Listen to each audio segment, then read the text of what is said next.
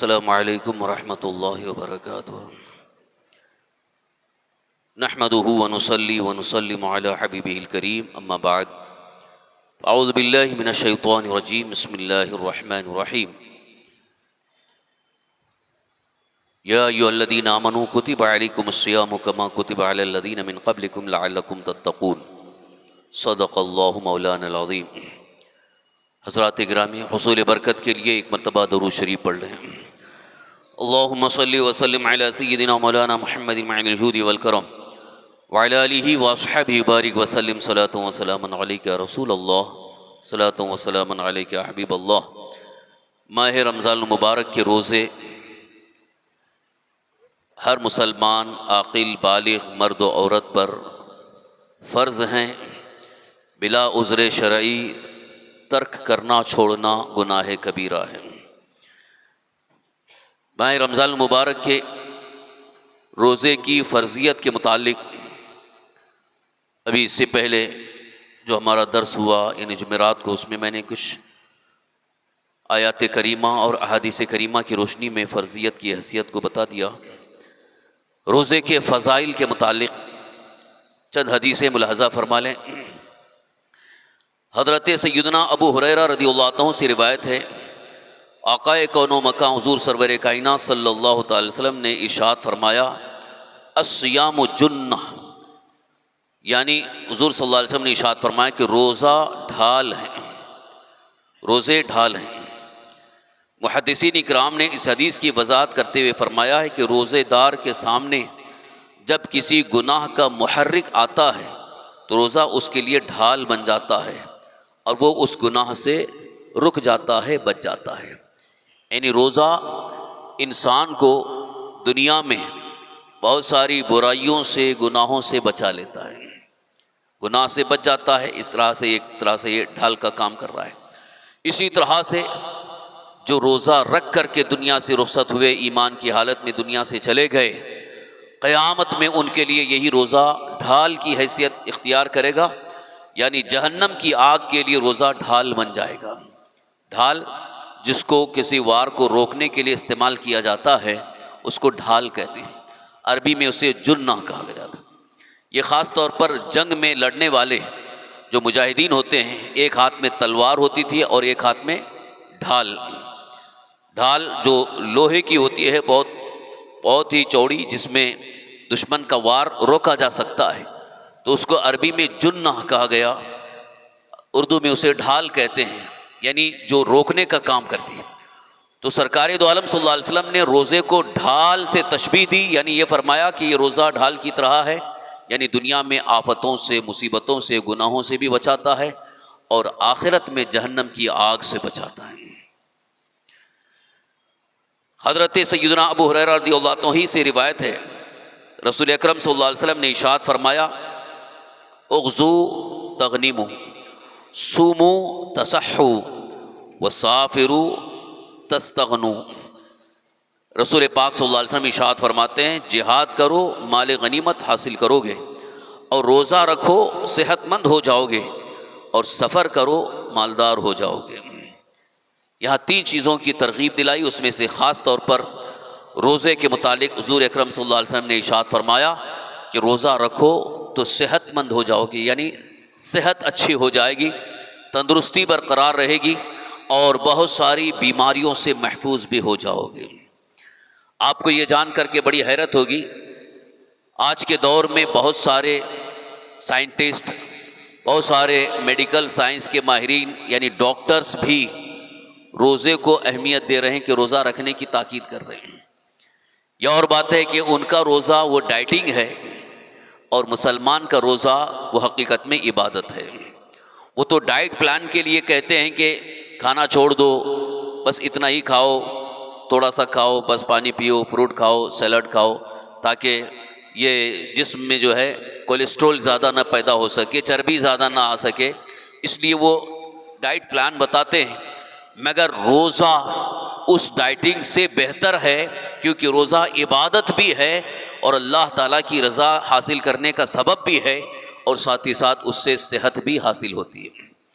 تو ہم تو صحت و تندرستی کی نیت سے نہیں بلکہ اللہ کی عبادت کی نیت سے روزہ رکھتے ہیں، اور یہی نیت بھی ہونی چاہیے کہ ہم جو روزہ رکھ رہے ہیں صرف اللہ عز و جل کی رضا اور خوشنودی کے لیے، تاکہ ہمارا رب راضی ہو جائے اور اللہ تعالیٰ کے حکم پر عمل بھی ہو جائے، اور اللہ تبارک تعالیٰ کی رضا حاصل کرنے کی نیت سے ہم روزہ رکھ رہے ہیں، تاکہ کل قیامت میں اللہ تبارک تعالیٰ ہمیں اس کا بہتر صلہ عطا فرمائے۔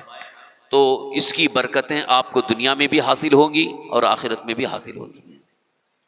ویسے بھی الحمدللہ ہماری جتنی عبادات ہیں، چاہے وہ نماز ہو، روزہ ہو، زکوٰۃ ہو، حج ہو، جتنی عبادتیں ہیں، ہر عبادت کے اندر ہمارے لیے دنیاوی فوائد بھی ہیں اور آخرت کے فوائد بھی ہیں، لیکن ہماری اصل نظر اور ہماری توجہ آخرت پر ہونی چاہیے۔ دنیا میں اس کا کوئی فائدہ ملے نہ ملے، بس اللہ راضی ہو جائے اور یہ ہمارے لیے توشہ آخرت بن جائے۔ یہ اگر ہماری نیت ہے تو دنیا میں جو فائدے اللہ نے رکھے ہیں وہ انشاءاللہ ہمیں مل کر رہیں گے۔ بعض لوگ کبھی کبھی یہ سوچتے ہیں کہ روزہ رکھا لیکن تندرستی حاصل نہیں ہوئی، صحت نہیں حاصل ہو سکی، بیمار ہی ہو گئے۔ تو پہلی بات تو میں ان سے یہ کہوں گا کہ روزہ رکھ کر کے جس طریقے سے آپ کو روزے کے لیے جیسا اہتمام کرنا چاہیے ویسا نہیں کیا تو بیمار ہونا یقینی ہے۔ جیسے رات بھر جاگتے ہیں اور سحری دبا کے کھائیں گے، اور پھر یا تو سحری کم کھائیں گے اور افطار میں اتنا زیادہ کھا لیں گے جو لمٹ سے زیادہ ہو جائے، تو آدمی بیمار ہوگا ہی۔ اس سے صحت تھوڑی حاصل ہوتی ہے۔ صحت اور تندرستی کا راز بہت زیادہ کھانے میں نہیں ہے۔ یوں تو آقا کریم سرکار دو عالم صلی اللہ تعالی وسلم کی سنت پاک یہ ہے کہ حضور صلی اللہ علیہ وسلم نے خود بھی فرمایا اور خود اس پر عمل بھی فرمایا کہ کم کھاؤ، اور آج کل لوگ الٹا ہی زیادہ کھا لیتے ہیں۔ ایسا لگتا ہے کہ سحری میں اور افطار میں 2 وقت کا موقع مل رہا ہے، اس لیے دبا کے کھا لو۔ اتنا زیادہ کھا لیں گے کہ وہ ہاضمہ خراب ہو جائے گا، اور جب ہاضمہ خراب ہوگا تو بیمار ہونا یقینی ہے۔ پھر یہ کہنا کہ ارے روزہ تو رکھے تھے لیکن صحت نہیں حاصل ہو گئی، بیمار ہو گئے، تو بیماری کا سبب کچھ اور ہے، وہ روزہ نہیں ہے، بلکہ روزہ تو تمہیں بچا رہا ہے۔ اور کھانے کے متعلق صرف رمضان شریف میں نہیں، ویسے بھی عام دنوں میں حضور صلی اللہ تعالی وسلم کی سنت پر عمل کرو، حضور کی سیرت پر عمل کرو، طریقہ دیکھو، تو خود بخود آپ بہت ساری بیماریوں سے بچ سکتے ہو۔ بلکہ میں اگر یہ کہوں تو بالکل حق بجانب کہ جو آج کل ڈاکٹرز جو ڈائٹ پلان بتاتے ہیں یہ مکمل سنت مصطفیٰ کے مطابق ہے، سیرت رسول کے مطابق انہوں نے وہ ڈائٹنگ کا پلان لے لیا ہے۔ کہاں سے؟ سنت مصطفیٰ سے۔ ایک مثال دے رہا ہوں سنت مصطفیٰ، یہ حضور صلی اللہ علیہ وسلم کی سنت یہ ہے کہ 3 انگلیوں سے کھانا، 3 انگلیوں سے کھانا، یہ سنت رسول اللہ ہے۔ اب آپ مجھے بتائیے جو 3 انگلیوں سے کھائے وہ کتنا کھائے گا؟ یعنی کم خوراک ہوگی، کم مقدار میں کھانا ہوگا، اور ہم 5 انگلیوں سے ہاتھ بھر کر کے ایک نوالا ایسا کھا رہے ہیں جیسے کہ وہ جو 10 آدمیوں کا کھانا ایک آدمی کھا لے، تو کیا حال ہوگا؟ جبکہ حضور صلی اللہ علیہ وسلم کی سنت پاک یہ بھی حضور نے ارشاد فرمایا طعام الاثنین یکفی لثلاث، 2 آدمی کا کھانا 3 آدمی کے لیے کافی ہو جاتا ہے۔ یا الٹا ہے، 3 آدمی کا کھانا ہے، ایک ہی آدمی کھا رہا ہے، تو بیمار ہونا یقینی ہے۔ اور خاص طور پر رمضان شریف میں افطار کے بعد یا افطار کے موقع پہ کچھ چیزیں زیادہ کھا لی جاتی ہیں جس کا نقصان ہوتا ہے۔ پانی بہت زیادہ پی لیا تو بھی نقصان ہے۔ کھجور کھاؤ، تھوڑا سا پانی پیو، اور تھوڑا کچھ فروٹ کھاؤ، پھر تھوڑا وقفے سے پانی پیو، یہ طریقہ اپناؤ تو اس سے صحت بھی برقرار رہے گی۔ اور ایک بیگ تیل کی چیزیں، تلی ہوئی بھجیا، کباب پاؤ خوب زیادہ کھا لیں گے اور پھر بولیں گے ہم بیمار ہو گئے۔ حالانکہ روزہ صحت مند ہونے کی دلیل ہے۔ ڈاکٹرز روزہ رکھ رہے ہیں، کہتے ہیں روزے سے بہتر کون سا عمل ہے؟ ابھی اس کی ایک نئی ریسرچ بھی یہ سامنے آئی ہے کہ روزے کی وجہ سے انسان کے جسم کا جو نظام ہے، جس کو کہتے ہیں نظام ہضم، جو ہضم کرنے والا جو نظام اللہ تعالیٰ نے رکھا ہے، قدرت نے جو بنائی ہے، وہ نظام ہضم برابر ہو جاتا ہے، یعنی ہاضمہ صحیح ہو جاتا ہے۔ کیونکہ انسان جب مسلسل کھاتا ہے، 3 ٹائم تو عام طور پر کھایا ہی جاتا ہے، دوسرے دنوں میں روزے کے علاوہ 3 ٹائم، جیسے ناشتہ بھی ہے، دوپہر کا کھانا ہے، ڈنر ہے، رات کا کھانا ہے، تو 3 ٹائم انسان کھاتا ہے، پھر درمیان میں بھی کچھ نہ کچھ کھاتے رہتے ہیں، چائے پیتے ہیں، تو مسلسل کھانے کی وجہ سے جو معدے میں تیزابیت جمع ہوتی ہے، تیزابیت ایسڈ، اور وہ چیز اگر وہ خارج نہ ہو تو اس کی وجہ سے نقصان پہنچ سکتا ہے۔ انسان کے مزاج میں تبدیلی آتی ہے، کبھی صفراوی مادہ زیادہ ہو جاتا ہے، کبھی سوداوی مادہ زیادہ ہو جاتا ہے، اس کی وجہ سے بیماریاں آئیں۔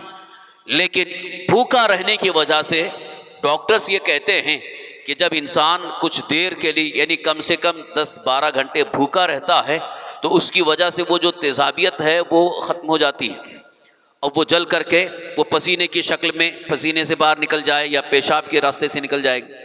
اور اسی طرح سے کچھ جو فاسد مادہ پیدا ہوتا ہے کھانے کی وجہ سے، اور خون میں وہ چیز مل جاتی ہے، لیکن بھوکا رہنے کی وجہ سے خون بھی فلٹر ہو جاتا ہے، اور فلٹر ہو کر کے بالکل صاف ستھرا تازہ خون رگوں میں جاتا ہے، جس کی وجہ سے انسان صحت مند ہوتا ہے۔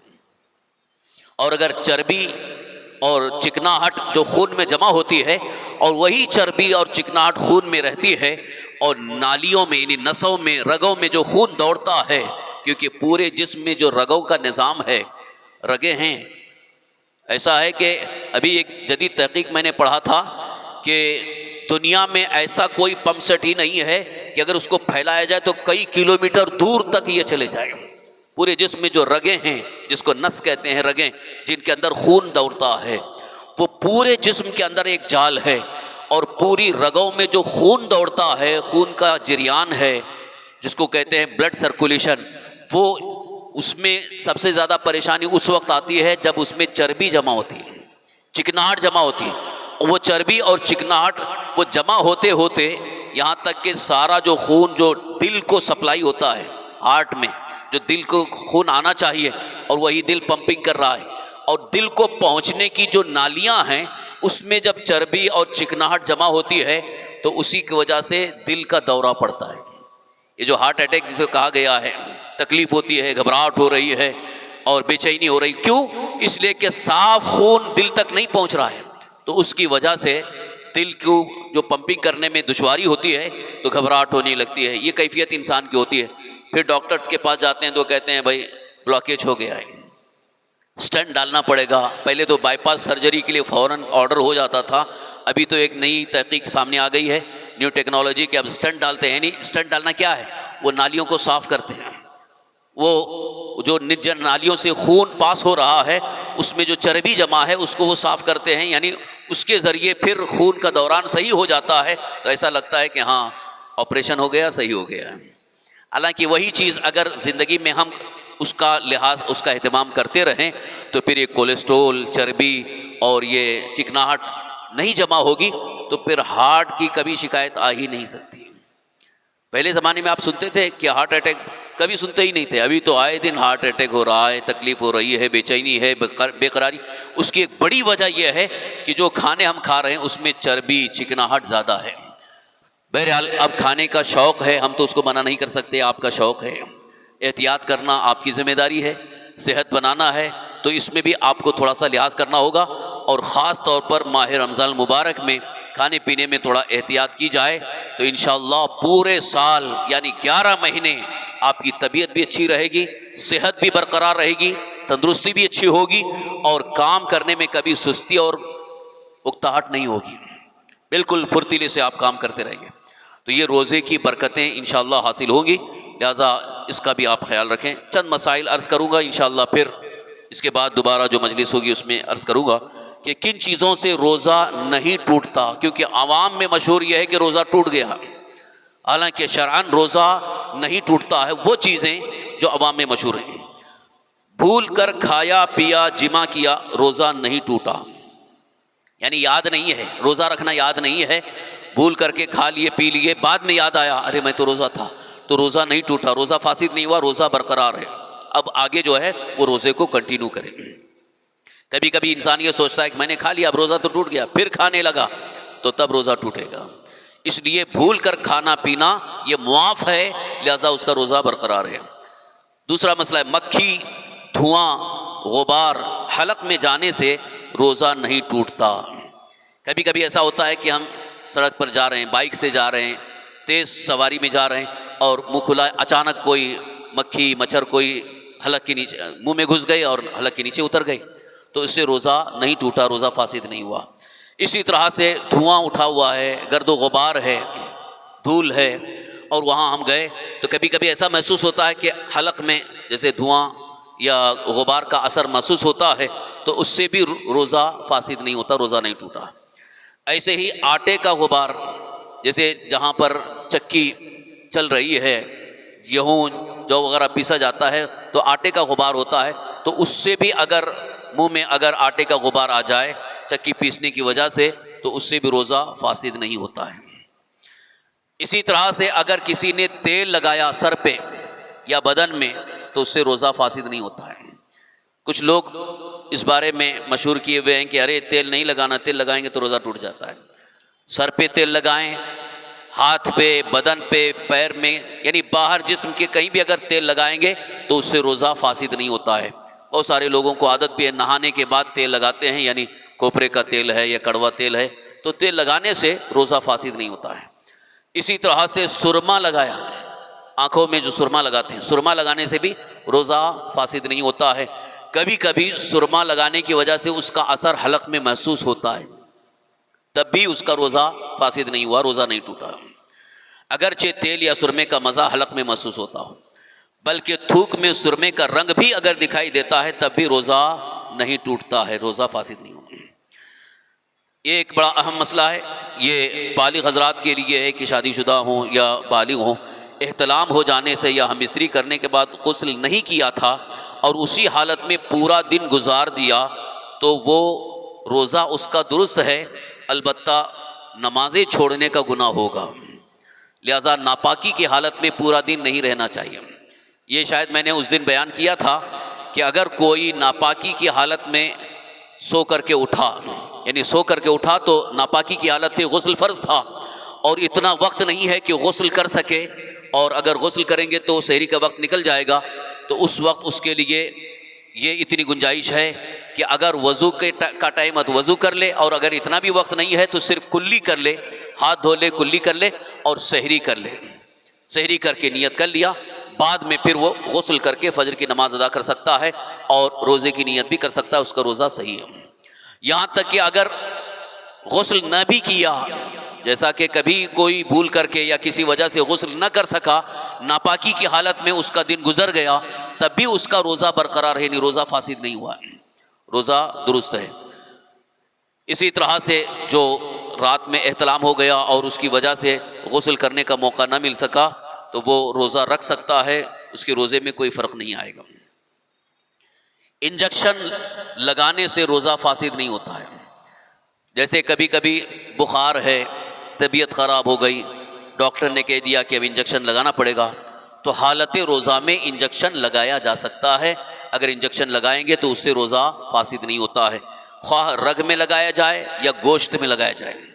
بعض علماء اس میں اختلاف کرتے ہیں کہ رگ میں لگائیں تو فاسد نہیں ہوتا ہے، گوشت میں لگائیں تو فاسد ہوتا ہے، ایسا نہیں، بلکہ انجیکشن سے جو دوا پہنچائی جا رہی ہے وہ دوا صرف بدن کے اندر سرایت کرتی ہے، لیکن روزہ فاسد ہونے کے لیے تمام علماء کا اس بات پر اتفاق ہے کہ جوف معدہ میں اگر کوئی چیز پہنچتی ہے منفذ کے ذریعے، منفذ یعنی جو پیٹ میں جانے کا جو راستہ ہے، اس راستے سے اگر پیٹ کا جو معدے کا جو حصہ ہے جس کو جوف معدہ کہا گیا، وہاں اگر کوئی چیز پہنچتی ہے، چاہے وہ دوا ہو یا کھانا پینا، کوئی بھی چیز جو کھانے کی چیز یا پینے کی چیز اگر جوف معدہ تک پہنچتی ہے تو اس کی وجہ سے روزہ فاسد ہوگا۔